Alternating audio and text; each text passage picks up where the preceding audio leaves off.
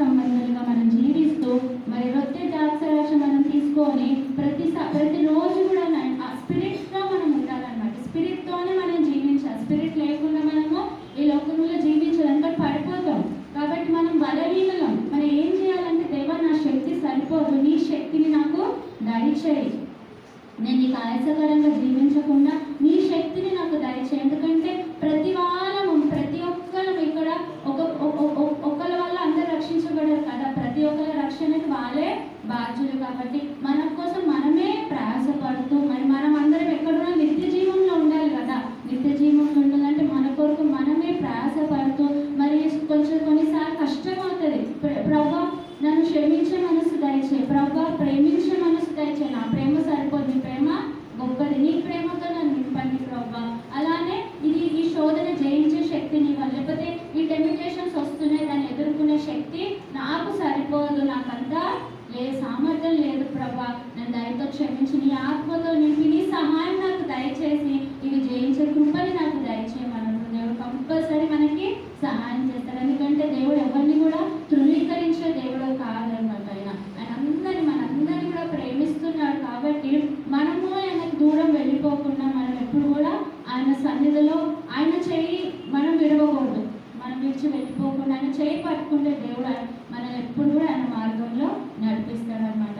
కాబట్టి యేసు రక్తం మనలో ఉంది కాబట్టి మనం భయపడే అవసరమే లేదు. బయటికి వెళ్ళినప్పుడు వచ్చినప్పుడు యాక్సిడెంట్స్ అవుతున్నాయని ఏ విషయంలో కూడా భయపడే అవసరం లేదు. మరి ఆలోచన ఫస్ట్ టైం వాళ్ళు కాలేజ్కి బస్సులో వెళ్తున్నారు. 14 years నాతో పాటు నేను స్కూల్ క్యాంపస్లో నాతో పాటు తీసుకెళ్ళిన నేను ఎంతో ధైర్యంగానే ప్రార్థించాను, ప్రభువా పిల్లలు నేనైతే మీ అస్సలు సమర్పించుకున్నాను. మీరు ఇచ్చిన బిడ్డలు, నాకైతే సంబంధం లేదు, మీరు ఇచ్చిన నేనైతే ప్రేయర్ చేయలేదు, మీరు ఇచ్చిన బిడ్డలు కదా, మీరు వాళ్ళ చుట్టూ దేవదూతల నుంచి మీరు బిడ్డలుగా వాళ్ళని మీరు మరుగుపరుస్తారు, చెడు దృష్టి పడకుండా మీరు మరుగుపరుస్తారని నేను నమ్మాను, స్తుతించాను. And I believe. అండ్ అలాంటి పిల్లలు ఇద్దరు కూడా క్షేమంగా బస్సులో వెళ్ళి వస్తున్నారు. ఎంతో సంతోషంగా వస్తున్నారు. మీరు బస్సులో వచ్చామని ఎంతో సంతోషంగా వస్తున్నారు. అదంతా కూడా దేవుడి కృపనే. నేను చాలా సంతోషిస్తున్నాను వాళ్ళు బస్సులో వెళ్తున్నారని. ఎంత ధైర్యం వాళ్ళకి రావాలి. ఎందుకంటే వాళ్ళు ఒంటరిగా లేరు. మేమన్న పేరెంట్స్ కొంచెం సేపు చూస్తామేమో కానీ తర్వాత చూడలేం కదా. కాబట్టి మన పిల్లల్ని దేవుడు అసలు సమర్పించుకుంటే 24 hours దేవుడి దృష్టి పిల్లల మీద ఉంటుంది. కాబట్టి నేను ధైర్యంగా పిల్లల్ని దేవుడికి అప్పచెప్పాను. నాకు ఎంతో ధైర్యం ఉంది. అలానే మనల్ని మనం కూడా దేవుడికి అప్పచెప్పుకుంటే దేవుడు మనల్ని గొప్పగా కాపాడతారు. నిరీక్షణ కలిగి ధైర్యంగా ఉండమని దేవుడు అంటున్నాడు. ఈ వాక్యం దేవుడు దీవించుకుంటాం. ఆమేన్. హల్లెలూయా. శ్వాసంలో దేవుడు బలపరుస్తాడు.